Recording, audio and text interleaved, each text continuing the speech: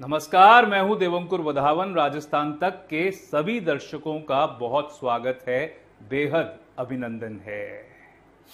क्या राजस्थान को एक विकल्प की दरकार है? पिछले करीब 27 साल से राजस्थान में या तो भाजपा या फिर कांग्रेस का शासन चला आ रहा था। अगर और राज्यों की तरफ गौर किया जाए तो पिछले कुछ समय में दिल्ली में करीब 10 साल आम आदमी पार्टी का शासन रहा। वहां जब चुनाव हुए, भले ही वो 2014 में हुए हों, 2015 में हुए हों, 2020 में हुए हों या फिर इस साल 2025 में हुए हों, वो त्रिकोणीय कॉन्टेस्ट थे जिसमें आम आदमी पार्टी, भाजपा और कांग्रेस तीनों शामिल थे। बिहार की अगर बात करें तो वहां पर कांग्रेस और बीजेपी के अलावा राष्ट्रीय जनता दल है, जेडीयू है और अब तो जन स्वराज पार्टी भी है। क्या राजस्थान में एक ऐसे विश्वसनीय विकल्प की जरूरत है जिसकी तरफ लोग देखकर, सोचकर, समझकर ये तय कर सकें कि क्या पिछले करीब 27-28 साल से जो परिपाटी चली आ रही थी भाजपा और कांग्रेस की, या फिर जिस तरह से क्रमवार तरीके से एक बार भाजपा और एक बार कांग्रेस का शासन चला आ रहा था, क्या इसके अलावा भी कोई चॉइस थी लोगों के पास? हालांकि आम आदमी पार्टी ने चुनाव लड़ा पर लोगों को वो कोई क्रेडिबल या फिर प्रैक्टिकल ऑप्शन नजर नहीं आई ज्यादातर लोगों को, जिसकी वजह से उनका उस तरह से चुनाव नहीं हो पाया या फिर वो उतने लोगों को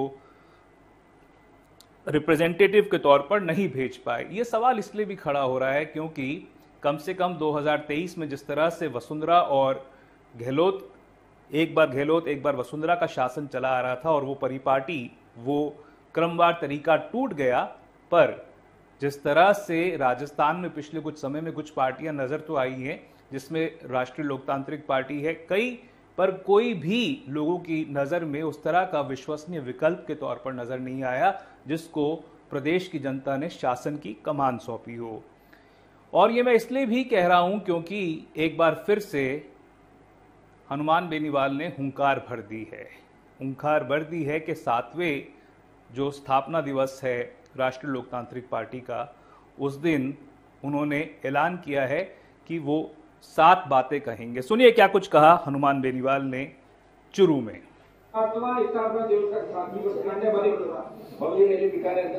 कर रहे हैं और ये आंदोलन हमारी रैली है और ये रैली नया इतिहास है राजस्थान के अंदर। और इस रैली से 28 का राजस्थान का भविष्य तय करेंगे। राजस्थान के नौजवान किसान मिलकर जो हालात राजस्थान के अंदर, जिस तरह कांग्रेस बीजेपी ने हाथ मिला लिया, सब इंस्पेक्टर भर्ती के अंदर आप देख लेंगे बीजेपी ने काम भर्ती रद्द कराएंगे, आरपीएससी का पुनर्गठन करेंगे। बीजेपी अपने मुद्दों को भूल गई, सत्ता में आ गई। आरएसपी ने संघर्ष किया 127 दिन के संघर्ष के बाद उन फर्जी थानेदारों को बाहर का रास्ता दिखाया, लेकिन अभी भी कोर्ट में मामला पेंडिंग है। मैं फिर कहना चाहता हूँ कि अगर कोर्ट से मामला हम गलत हिसाब दिलाकर फिर मामले दिल्ली तक जाएंगे, लेकिन राजस्थान के जवान को न्याय दिलाएंगे। केजरीवाल की जिस तरह घटनाएं राजस्थान के अंदर बढ़ रही है, जिस तरह विदेश में बैठे ये कहेंगे हमने ये कर दिया, वो कर दिया, और राजस्थान की सरकार लाचार है, कानून व्यवस्था वेंटिलेटर पे, पंगु सरकार है। और भजनलाल जी के आने के बाद जिस तरह हालात राजस्थान में बने, ये चिंता के विषय। कांग्रेस इंतजार कर रही है 27 का कि 27 में हम आएंगे तैयार होकर और 28 में लोग वोट दे देंगे। लोगों का माइंड सेट है, एक बार कांग्रेस एक बार बीजेपी, लड़ने वाला कोई नहीं। आगे भी राजस्थान के सर्व समाज प्रत्येक वर्ग की लड़ाई राजस्थान में लड़ रही है और 29 जनवरी को 7वीं वर्षगांठ में 7 संकल्प के साथ हम अगले 3 साल लड़ाई लड़ेंगे। 7 संकल्प हम निकालने की करते चलेंगे नए राजस्थान के निर्माण में। रोक दीजिए। 7 संकल्प की बात कह रहे हैं हनुमान बेनीवाल उस वीडियो में। कई मुख्य बातें हैं। देखिए, पिछले करीब 26-27 सालों में, 28 सालों में करीबन जिस तरह से राजस्थान में एक के बाद एक बीजेपी या कांग्रेस का शासन चला आ रहा था, 2023 में कम से कम जो मुख्यमंत्री या तो गहलोत या वसुंधरा बनते आ रहे थे, वो क्रम टूट गया। पर यह बात बिल्कुल सही है कि दोनों ही पार्टियों में ऐसे कई नेता हैं जो कि जब शासन में होते हैं सोचते हैं कि अगली बार हमारा शासन जिस तरह से चला आ रहा है, एक तरह से प्रेसिडेंस चला आ रहा है, मुश्किल है कि वापस आएगा, तो अभी जो कुछ कर सकते हैं वो कर लें। ये मानसिकता जो है वो कई लोगों में होती है, कई नेताओं में होती है, और वो विकल्प जो है लोगों के पास उसकी बेहद कमी जमीनी स्तर पर महसूस होती है। पर यह भी सच है कि जमीनी स्तर पर एक विश्वसनीय ऑल्टरनेटिव, एक विश्वसनीय विकल्प लोगों को शायद उस तरह से नजर नहीं आया। शायद यही कारण है कि राष्ट्रीय लोकतांत्रिक पार्टी हो या फिर जब किरोड़ी भी बीजेपी में नहीं थे, उससे अलग थे, तो लोगों ने उनको उस तरह का सपोर्ट नहीं दिया। 2023 में जब चुनाव होना था, एक माहौल ऐसा बन गया था कांग्रेस में, और बार बार ये सवाल उठ रहे थे कि क्या सचिन पायलट अलग हो सकते हैं कांग्रेस से, क्या सचिन पायलट अपना गुट बना सकते हैं। अगर वो बात हो गई होती, अगर 2023 के जनवरी या फरवरी के महीने में सचिन पायलट ने एक तीसरा विकल्प राजस्थान में खड़ा कर दिया होता, तो शायद आज राजस्थान की राजनीतिक पृष्ठभूमि कुछ और ही होती। क्या सचिन पायलट, किरोड़ी लाल मीणा, हनुमान बेनीवाल, ये तीनों इकट्ठे आकर राजस्थान में कोई तीसरा विकल्प दे सकते थे? मेरा मानना है बिल्कुल दे सकते थे, पर जो नहीं हुआ उसके बारे में ज्यादा बात क्या करनी। पर यह बात बिल्कुल सही है कि लोगों को यहां पर दरकार है कि एक ऐसा विकल्प हो यहां पर जिसकी वजह से उनको कम से कम ये चॉइस तो मिले कि अगर वो बीजेपी या कांग्रेस में से किसी को नहीं चुनना चाहते तो वो किसी तीसरी पार्टी की तरफ देख सके। वो विकल्प जो है वो बिहार में मौजूद है। बिहार में कांग्रेस और बीजेपी के अलावा राष्ट्रीय जनता दल है, जेडीयू है, अब तो जनसुराज पार्टी भी है। प्रशांत किशोर वहां पर हुंकार भर चुके हैं, दावा कर चुके हैं कि वो चुनाव, उनकी जो पार्टी है वो चुनाव लड़ने वाली है। पर राजस्थान में पिछले करीब 25-30 सालों में वो विकल्प की दरकार बेहद महसूस की गई है, और उसकी वजह से राष्ट्रीय लोकतांत्रिक पार्टी के हनुमान बेनीवाल जैसे नेता पनपे तो हैं, पर शायद उस तरह से ग्रो नहीं कर पाए या उतना विश्वसनीय विकल्प दे नहीं पाए, जिसकी वजह से अभी भी वो वैक्यूम जो है वो बना हुआ है। हालांकि जब 2023 में एक बार गहलोत और एक बार वसुंधरा का क्रम टूट गया था और भजनलाल शर्मा दिसंबर के महीने में मुख्यमंत्री बन गए थे, तो वसुंधरा खेमे में नाराजगी तो काफी थी, या फिर एक तरह से भारी राजनीतिक आघात लगा था। और वसुंधरा एक तरह से, वो माहौल भी मुझे याद है जब दिसंबर के महीने में 13 सिविल लाइंस के बाहर लोगों को, नेताओं को बाहर से ले जाकर अंदर ले जाया जा रहा था, दिखाने की कोशिश की जा रही थी कि कितना बड़ा शक्ति प्रदर्शन हो रहा है, किस तरह से नेता के बाद नेता वसुंधरा राजे से मिलने आ रहे हैं। पर जब वसुंधरा राजे दिल्ली से वापस आई तो पार्टी को, वसुंधरा राजे के इर्द गिर्द घूमने वाले लोगों को, जो उनका काम संभालते थे महेंद्र भारद्वाज को, ये शायद समझ में आ गया कि उसकी वजह से मैसेज क्या जा रहा है, और बाद में बाहर आकर इस तरह से माहौल बनाने की कोशिश की गई। कहा यह गया कि ये नेता तो खुद से आ रहे हैं, हम थोड़ी ना इनको बुला रहे हैं। उसके बाद तो क्या कुछ हुआ, वसुंधरा राजे किस तरह से एक तरह से राजनीतिक हाशिए पर आ गई, ये किसी से पार्टी के अंदर शायद छुपा नहीं रहा। जहां वो जाती थी, अगर उनके नाम के नारे लग जाते थे, अगर ये कह दिया जाता था कि हमारा मुख्यमंत्री कैसा हो, तो हमारा की जगह हमारी करने के लिए बोलते थे वसुंधरा राजे। तो सोच सकते हैं किस तरह की स्थिति में, किस तरह के राजनीतिक हाशिए पर वसुंधरा राजे 2023 के बाद पहुंच गई थी। तो मेरा यह मानना है कि राजस्थान में नेताओं के लिए स्कोप काफी है।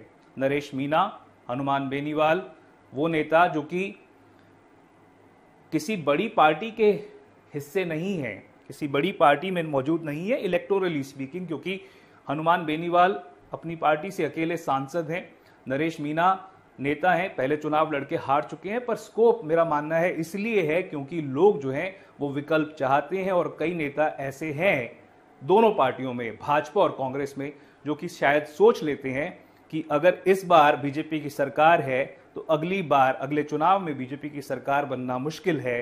तो इसीलिए अभी जो माहौल है, अगर उसका फायदा मिल सकता है तो उठा लेना चाहिए। चलिए, इसके बाद मैं बात करना चाहूंगा अंता के उपचुनाव के बारे में। अंता में उपचुनाव को लेकर गहमा गहमी काफी बढ़ गई है। दोनों, प्रमोद जैन भाया जो कि कांग्रेस के उम्मीदवार हैं, और नरेश मीणा जो कि निर्दलीय के तौर पर चुनाव लड़ने वाले हैं या लड़ रहे हैं, दोनों की तरफ से कैंपेनिंग जो है वो तेज हो चुकी है। दोनों की सभाओं में खासी भीड़ देखी जा सकती है। ये आप देख सकते हैं, नरेश मीणा का कैंपेन का वीडियो है और बाबा मोहरपाल जी वो आपको संबोधित करेंगे।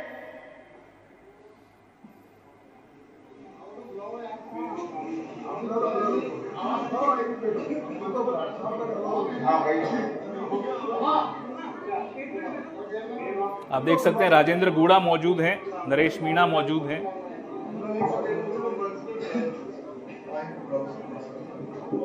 कांग्रेस के पास मौका था नरेश मीणा को टिकट देने का, पर जिस तरह से नरेश मीणा ने जो शब्दावली का इस्तेमाल किया, कहीं ना कहीं कांग्रेस के अंदर ये मंशा या ये विचार उत्पन्न हो गया कि अगर ये पार्टी के अंदर आने के बाद हमारे ही नेताओं के खिलाफ बोलेंगे तो पार्टी के अंदर इनको टिकट देने का फैसला जस्टिफाई करना मुश्किल हो जाएगा।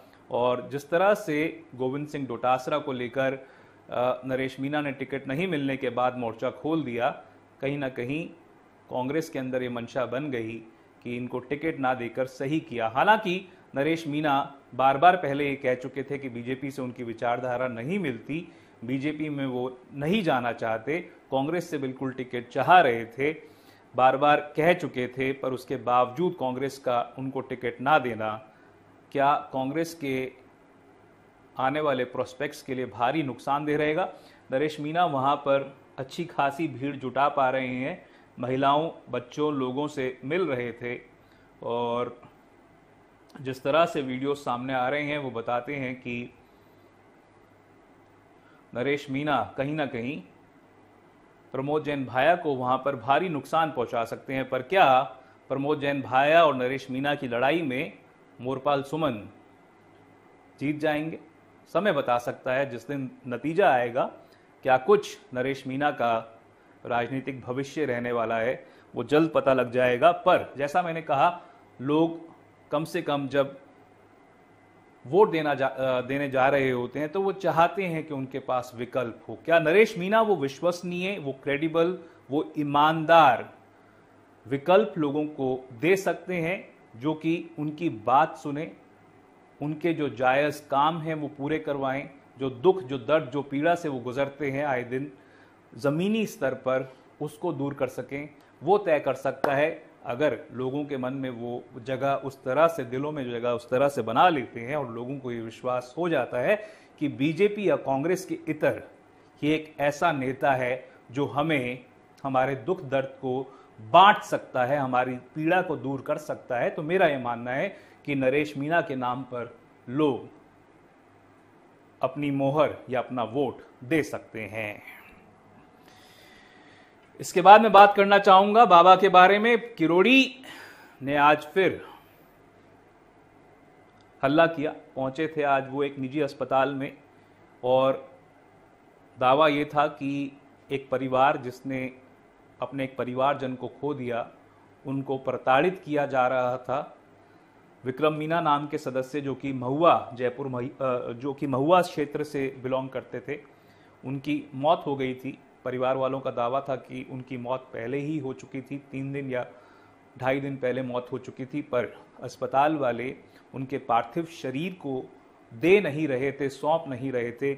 और इसलिए नहीं दे रहे थे परिवार वालों के मुताबिक क्योंकि करीब 2 लाख रुपए और मांगे जा रहे थे। कहा यह जा रहा था कि जब तक करीब 1,80,000 या 2 लाख के करीब का जो अमाउंट है वो आप नहीं दे देते, तब तक पार्थिव शरीर को सौंपा नहीं जाएगा। आज किरोड़ी ने दावा किया है कि पहला ट्वीट जो है, एक बार पहला दावा किया है कि विक्रम मीना जो हैं वो आयुष्मान भारत के अंतर्गत एलिजिबल थे लाभार्थी होने के, लाभ लेने के, पर उसके बावजूद उनको लाभ नहीं दिया जा रहा था। ये आप देख सकते हैं, इनके ट्वीट में लिखा हुआ है। जयपुर के संतोखबा दुर्लभ जी हॉस्पिटल में महुआ निवासी विक्रम का पात्र होने के बावजूद प्रधानमंत्री श्री नरेंद्र मोदी जी की महत्वाकांक्षी आयुष्मान भारत योजना और राजस्थान की मुख्यमंत्री आयुष्मान स्वास्थ्य बीमा योजना उपचार नहीं किया और परिजनों से 5,75,000 5.75 लाख ले लिया। उसके बाद इसी ट्वीट में उन्होंने ये कहा है कि वो आने वाला है ट्वीट, उपचार के दौरान मृत्यु होने पर 1.89 लाख बकाया बता पार्थिव देह नहीं दी। दौसा पुलिस के आने के बाद भी गैरकानूनी ढंग से इसे 2 दिन अस्पताल में रखा। शिकायत मिलने पर मैंने हॉस्पिटल प्रबंधन से बात की, लेकिन सकारात्मक जवाब नहीं मिला। मैंने मुख्य सचिव को कार्रवाई के लिए कहा। और इस ट्वीट का एक जो अंतिम पार्ट है उसमें किरोड़ी ने जो लिखा है वो आप देख सकते हैं। हॉस्पिटल ने शव परिजनों को दे दिया है, 5.75 लाख भी उन्हें लौटा दिए हैं। मौके पर इसी प्रकार के 4-5 प्रकरण आए, इनके निराकरण के निर्देश दिए। मेरा प्रदेश के निजी अस्पतालों से आग्रह कि वे केंद्र व राज्य की योजनाओं को पारदर्शी तरीके से क्रियान्वित करें ताकि आमजन को लाभ मिल सके। देखिए, ये मुद्दा बड़ा है, ये मुद्दा सही है और ये मुद्दा एक मंत्री को उठाना चाहिए। अगर इस प्रकार की हरकतें अस्पताल वाले कर रहे हैं कि योजना में रजिस्टर्ड होने के बावजूद, एलिजिबल होने के बावजूद अगर अस्पताल वाले उनको गलत तरीके से मनमाने ढंग से उनसे पैसा मांग रहे हैं, पैसा ले रहे हैं और पार्थिव शरीर देने से मना कर रहे हैं बिना और पैसे लिए, तो ये मुद्दा पब्लिक लाइमलाइट में बिल्कुल उठाया जाना चाहिए। पर सवाल ये है कि बाबा, सरकार तो आप ही की है, केंद्र में सरकार बीजेपी की है, राज्य में सरकार बीजेपी की है, तो फिर इस प्रकार की दरकार कहां से पड़ गई? क्या इतने वरिष्ठ नेता की बात उन्हीं की पार्टी नहीं सुन रही?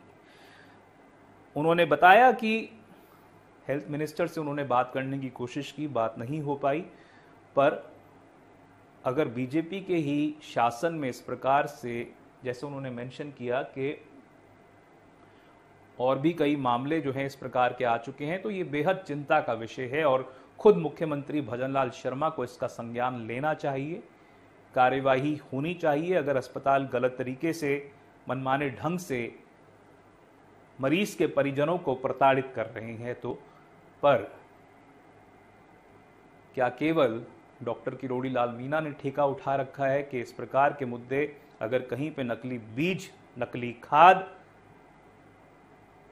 फैक्ट्रियों में बन रही है या फिर अगर इस प्रकार की हरकतें अस्पताल कर रहे हैं, तो क्यों प्रदेश के स्वास्थ्य मंत्री गजेंद्र सिंह खींवसर इसको लेकर जागरूक नहीं हो रहे हैं? फिलहाल के लिए राजस्थान तक के सभी दर्शकों का बहुत धन्यवाद।